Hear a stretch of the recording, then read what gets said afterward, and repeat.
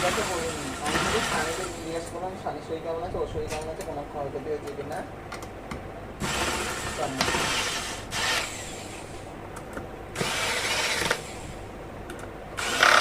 তাও জানি না মাসি, তাও জানি না।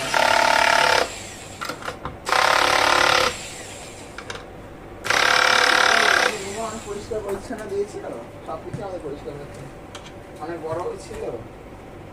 আর ওই 14 বার করে আসেও না, যায়ও না, টাকাও চায় না, একেবারে যা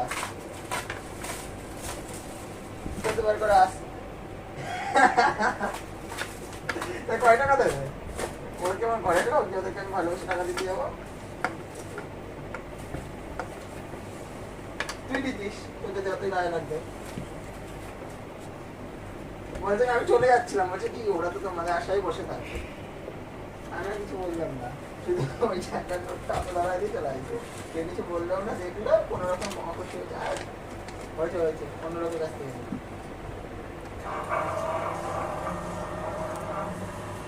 আমি পরিষ্কার বলছি না, নিজে গিয়ে ঘর থেকে পরিষ্কার বলছি না।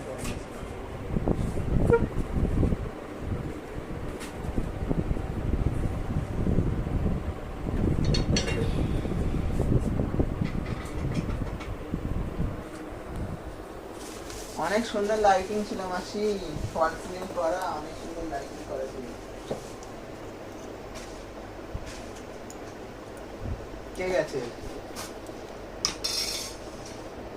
আরে যাইনি, বিয়ে করেনি বলে বরযাত্রী যায়নি? কি বলে মাসি তোমাকে এইসব কথা?